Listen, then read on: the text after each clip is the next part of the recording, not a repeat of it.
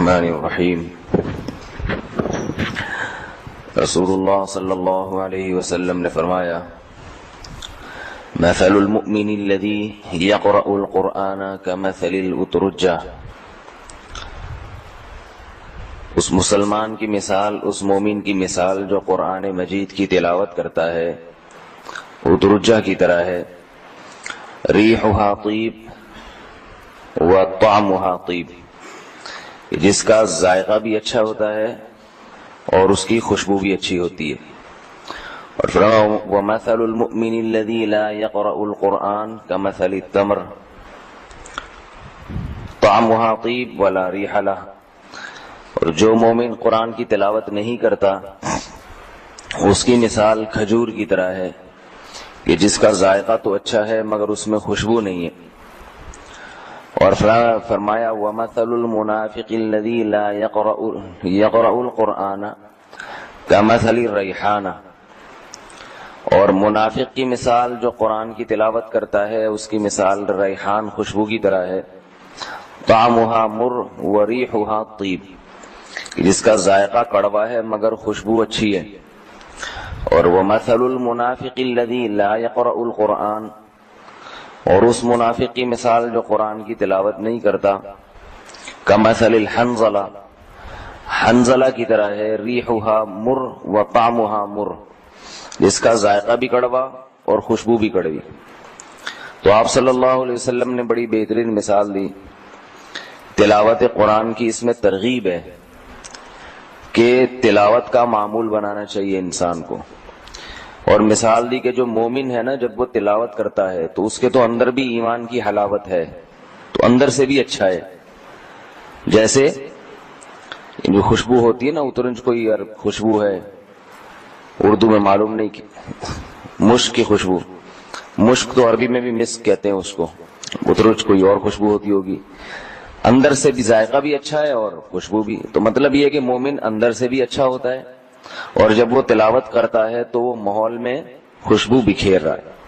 یہ خوشبو دو طرح سے بکھیرتا ہے وہ، ایک تو یہ کہ کسی کے کان میں وہ الفاظ پڑھیں گے، سنیں گے، یعنی کوئی سنے گا، وہ کان میں تلاوت جائے گی تو ظاہر ہے اس کا بھی ایمان تازہ ہوگا۔ اگر تلاوت اچھے انداز سے ہو تو سننے والے کو مزہ بھی آتا ہے اور اس کا ایمان بھی بڑھتا ہے۔ تو ایک تو خوشبو اس لحاظ سے، اور دوسرا اس لحاظ سے کہ جب گھر میں تلاوت قرآن ہوتی ہے تو اس کی گھر میں برکت پھیلتی ہے، گھر سے جو شیاطین ہیں، جنات ہیں، یہ بوریا بستر باندھ کے باہر نکلتے ہیں۔ لوگ دکان کھلواتے ہیں نا تو جا کے قرآن خوانی کروا دیتے ہیں، مکان جب خریدتے ہیں تو قرآن خوانی، پوری زندگی کے لیے ایک دفعہ، صحیح ہے نا، اور بچوں کو لائے بلائے اور پیسے ویسے پکڑائے، کھانا وانا کھلائے، ایک سمجھتے ختم ہو گیا۔ تو ہونا تو یہ چاہیے کہ جب گھر خریدا ہے یا مکان خریدا ہے تو روز آنا اس میں تھوڑی دیر تلاوت کا معمول ہو، اور مرد کو چاہیے ہلکی سی بلند آواز سے تلاوت کرے، اور خواتین کو چاہیے کہ آہستہ، جیسے نماز میں انفرادی نماز میں تلاوت ہوتی ہے نا تو خواتین ایسے کریں۔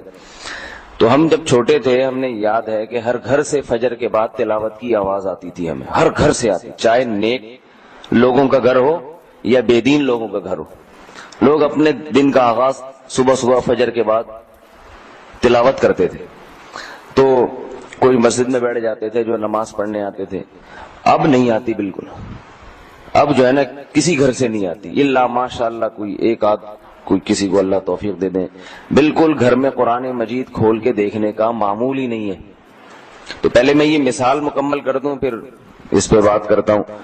تو دوسری مثال دی آپ صلی اللہ علیہ وسلم نے کہ جو مومن قرآن کی تلاوت نہیں کرتا اس کی کھجور کی طرح مثال ہے، ذائقہ تو اچھا مگر اس میں خوشبو نہیں ہے تو اندر سے تو ٹھیک ہے، ایمان ہے، مگر اس کے ایمان کی حلاوت پھیلتی نہیں ہے، اس کی جو ہے نا وہ اپنے ذات تک ہی محدود رہتا ہے۔ اس کی برکتیں، جب جو تلاوت کی ایک برکات ہوتی ہیں جو جس سے ماحول معطر ہوتا ہے، وہ برکتوں سے لوگ مستفید نہیں ہوتے بلکہ خود بھی مستفید نہیں ہوتا وہ۔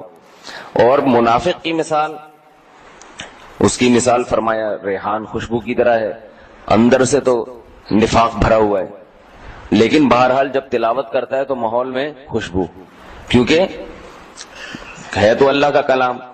اور چوتھی مثال دی کہ ہے بھی منافق اور تلاوت بھی نہیں کرتا، تو وہ تو یعنی شر کا مجموعہ ہے، اندر بھی نفاق ہے اور باہر بھی اس کی کوئی برکت نہیں ہے، کوئی خوشبو نہیں ہے جو ماحول میں بکھیر رہا ہو.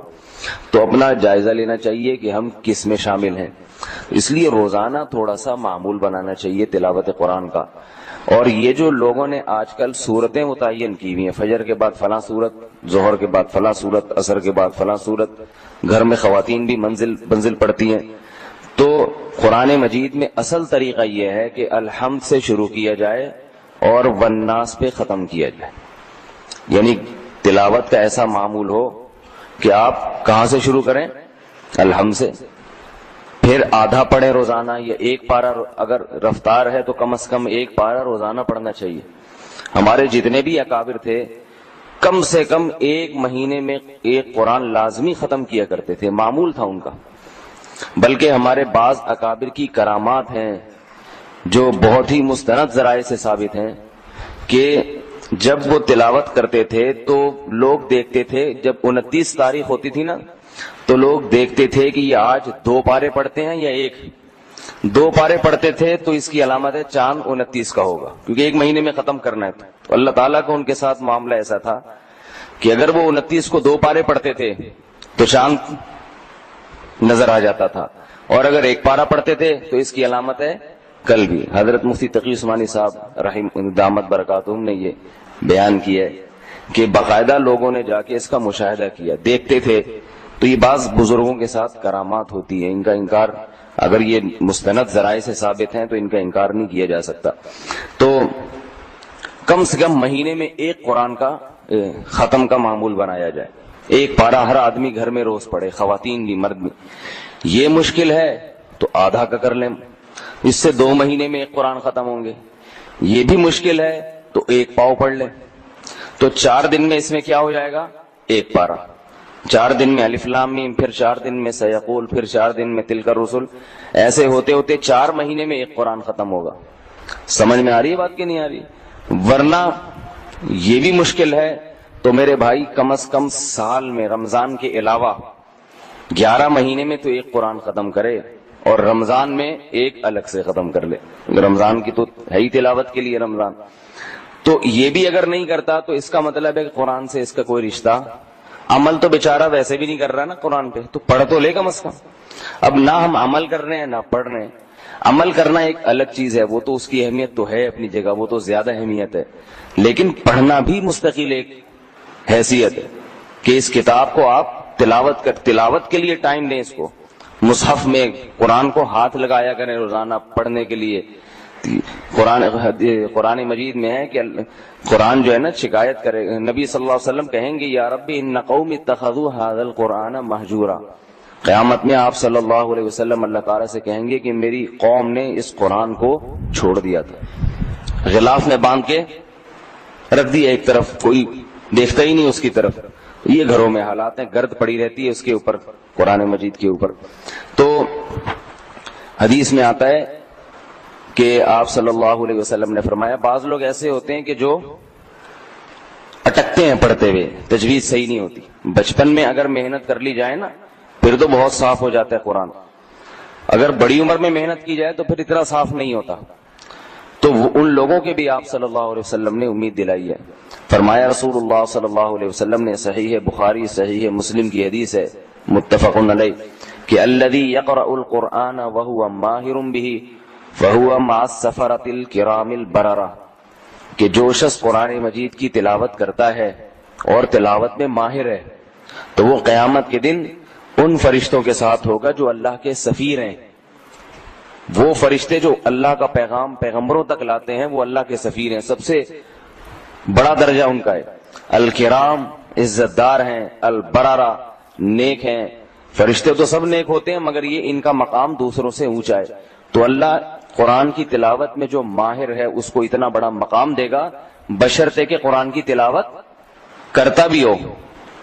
سمجھ میں نہیں آ رہی میرا خیال ہے بھائی؟ سمجھ میں آ رہی ہے بھائی؟ تلاوت میں ماہر بھی ہو اور کرتا بھی ہو. تو پہلا درجہ تو یہ. تو اپنا جائزہ لینا چاہیے کہ ہمیں تجوید سے قرآن مجید آتا ہے یا نہیں آتا. اگر نہیں آتا تو کسی قاری سے اصلاح کر لینی چاہیے. صحیح ہے نا. آج کل تو انٹرنیٹ پہ بھی لوگ پڑھانے والے ہیں, محلے میں بھی قاری صاحبان ہوتے ہیں, مسجد میں کسی سے رابطہ کریں, اپنے قرآن کو درست کریں. اور اس میں عمر کی کوئی قید نہیں ہے, شرم نہیں کرنی چاہیے کہ جی ہم 50 سال کے ہو گئے, اب سیکھتے ہوئے اچھے نہیں لگیں گے. تو ہمت کر کے کوئی قاعدہ وائدہ پڑھ کے صحیح کر لیں قرآن کو. موت سے پہلے پڑھنا تو آ جائے نا انسان کو. انگلش تو آتی ہے, ایک ایک لفظ ایسے بیٹھ کے ایک ایک لفظ کی جو ہے نا تلفظ کی ادائیگی درست کرتے ہیں, اور خود بھی سیکھتے ہیں, بچوں کو بھی سکھاتے ہیں. تو لیکن یہ کہ قرآن سے ایسی بے اتنائی ہے. تو اگر آپ کو آ گیا اچھی طرح پڑھنا, بہترین پڑھنا آ گیا, اور پھر آپ نے تلاوت کا معمول بھی بنا لیا, تو اللہ تعالیٰ نے اپنے نبی کی زبان سے خوشخبری دی ہے کہ قیامت میں اتنے بڑے لوگوں کے ساتھ بٹھاؤں گا میں. اور آپ صلی اللہ علیہ وسلم نے فرمایا والذی یقرأ القرآن ویتتعتع فیہ وہو شاق علیہ لہ اجران.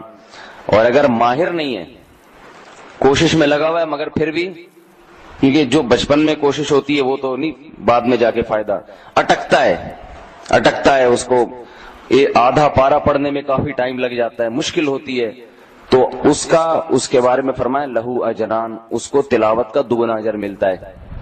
ایک تو تلاوت کا, دوسرا اس اضافی محنت کا جو اس بیچارے کو محنت کرنی پڑ رہی ہے. تو کسی حال میں بھی اللہ تعالیٰ نے محروم نہیں کیا ہے. اور ایک اور حدیث میں آتا ہے کہ جو شخص قرآن کی تلاوت کرتا ہے, قرآن میں ماہر ہے, اسے کہا جائے گا کہ جنت کی طرف اقرا ورتقی ورتل کما کنت ترتل فی الدنیا, کہ تم قرآن کی تلاوت کرو اور ان مقامات میں اوپر کی طرف چڑھتے چلے جاؤ, اور ایسے پڑھو جیسے تم دنیا میں پڑھتے تھے. صاف ترتیل کا معنی صاف پڑھنا, تجوید, ایک ایک حرف الگ الگ نظر آئے. لوگ پڑھتے ہیں نا گنگنا رہے ہوتے ہیں جی, بہت سے لوگوں کو دیکھا سمجھ میں نہیں آتا کیا کہہ رہے ہوتے ہیں. میں تو کبھی کبھار گزرتا ہوں نا تو ویسے یعلمون. تراویح میں تو آپ دیکھیں, ایک دفعہ ہم گئے تراویح, بچپن کی واقعہ, کہیں کسی گاؤں میں, تو وہ تراویح مجھے کسی نے بتایا کہ یہاں کوئی مائی کا لال, کراچی کا کوئی مائی کا لال تراویح نہیں پڑھ سکتا اس امام کے پیچھے. کیوں بھائی؟ کہہ رہے ہیں اتنا اسٹیمنا نہیں ہے ریس لگانے کا. ہم نے کہا یہ کیسے ہو سکتا ہے بھائی؟ کہہ رہے ہیں اتنی اسپیڈ مارتے ہیں امام صاحب کہ کوئی اس کا مقابلہ کر ہی نہیں سکتا. تو ہم جب کھڑے ہوئے تو واقعی وہ الحمدللہ اللہ اکبر سمیع اللہ, بھی کیا ہو رہا ہے بھائی؟ تو ایسے بھاگ رہے ہوتے ہیں تراویح میں, اور ایسے امام کو لوگ پسند کرتے ہیں. ایک اور واقعہ ہوا تو وہاں کیا ہوا کہ امام صاحب نماز پڑھا رہے تھے, تو ایک پیچھے سے پٹھان بھائی آئے, بڑی سی پگڑی, ان کی ایک رکعت نکل گئی تھی وہ پٹھان بھائی کی, ٹھیک ہے, ایک رکعت تراویح کی نکل گئی. اب جس کی ایک رکعت نکلتی ہے نا, وہ کیا کرتا ہے کہ جیسے ہی امام نے سلام پھیرا, یہ جلدی سے رکعت مکمل کر کے اگلی نماز میں رکوع سے پہلے شامل ہو جاتا ہے تاکہ اگلی نہ نکلے. اب اس بیچارے کی جو ایک رکعت نکلی ہے, تو اس نے جلدی سے سلام پھیر کے نا, جلدی سے امام کے ساتھ رکوع میں شامل ہونے کے لیے نیت باندھی, اتنے میں امام رکوع سے اٹھ چکا تھا اگلی رکعت میں. اس نے کہا چلو اب اگلی میں ٹرائی کرتا ہوں. 3-4 تراویاں اسی طرح نکل گئی, مگر یہ امام کو نہیں پکڑ سکا, تو غصے میں پگڑی اٹھا کے نیچے پھینکی, ٹھیک ہے نا, اور چل پڑا, بولے جاؤ میں پڑھتا ہی نہیں نماز. ریس ایسی امام لوگ لگاتے ہیں. تو ورتل, ترتیل کہتے ہیں تجوید کے ساتھ لفظ کی ادائیگی. تو یہ جو ہے نا اس کا معمول بنائے. تو آپ صلی اللہ علیہ وسلم نے کیا بشارت دی؟ جو اٹک کے پڑھتا ہے اس کو دگنا اجر ملتا ہے. تو کم از کم خود تو سیکھیں تھوڑی دیر, لیکن اب بچوں کو تو ابھی سے سکھا دیں. اپنے بچوں کو گھر میں جب قاری لگواتے ہیں نا بچوں کو قرآن سکھانے کے لیے, تو اس قاری کو بھی دیکھا کریں کہ کیا کر رہے ہیں. بہت سے قاری لوگ آج کل پیسوں کے لیے آ کے بٹ ٹرخا کے چلے جاتے ہیں.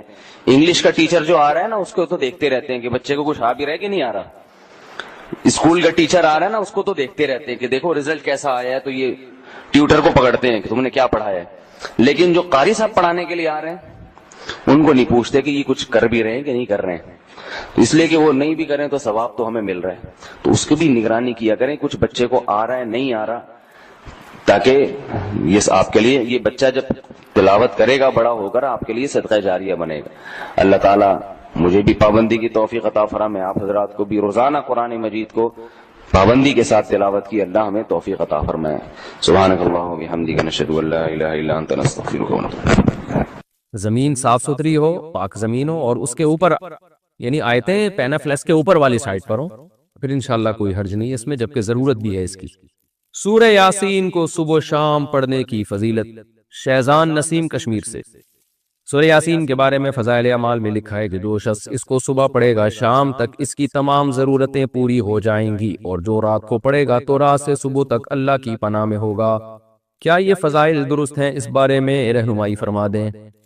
سورہ یاسین کے بارے میں جو حدیثیں ہیں نا صبح پڑھنے کی یا رات پڑھنے کی، یہ ضعیف اور سند کے لحاظ سے بہت کمزور احادیث ہیں۔ اب بعض علماء کی رائے چونکہ یہ تھی کہ ضعیف احادیث بھی فضیلت میں ایک بیان کرنے میں اور کوئی حرج نہیں ہے، تو شیخ الحدیث حضرت مولانا زکریا رحمۃ اللہ علیہ کا یہی موقف تھا، تو وہ اس لیے انہوں نے فضائل اعمال میں بہت ساری صحیح حدیثیں بھی ہیں تو بہت سی ضعیف حدیثیں بھی لائے ہیں، کیونکہ یہ ایک اختلافی مسئلہ ہے کہ کس درجے کی ضعیف حدیث کس بات کو ثابت کرنے کے لیے بیان کی جا سکتی ہے۔ لیکن بعض علماء کا موقف یہ ہے کہ آپ کے پاس صحیح احادیث اتنی ہے کہ ان پر اگر آپ عمل کریں گے تو ضعیف تک جانے کا آپ کے پاس ٹائم ہی نہیں بچے گا، تو بہتر یہی ہے کہ فضائل کے باب میں بھی جو صحیح حدیث ہیں انہی کو فالو کر لیا جائے تو وہ زیادہ بہتر ہے۔ کہ انسان جلباز ہے، اس کو چاہیے یہ جو اللہ طریقہ بتا رہا ہے خوشی حاصل کرنے کا، چونکہ وہ پائیدار ہے لیکن اس میں ٹائم لگتا ہے، وہ پائیدار طریقہ ہے، ٹائم لگتا ہے، لیکن اس کو حاصل نہیں کر رہا۔ اس کو حاصل کیسے کیا جائے؟ اللہ نے اس کی مثال دی، فرمایا الا المصلین، کچھ لوگ ایسے ہیں جو جلباز نہیں ہیں۔ جلباز کا مطلب تو سمجھ گئے نا، خوشی حاصل کرنے کا فوری طریقہ چاہیے، اس کے سائیڈ ایفیکٹ میں غور نہیں کرنا۔ آپ کو پتا ہے ایسے لوگ بھی ہیں دنیا میں جو بالغ ہوتے ہی زنا کر رہے ہیں، ہزاروں دفعہ انہوں نے زنا کیا ہے۔ میں جب باہر ملکوں میں جاتا ہوں ہر طرح کی رپورٹیں آتی ہیں میرے پاس، لوگ بتا رہے ہوتے ہیں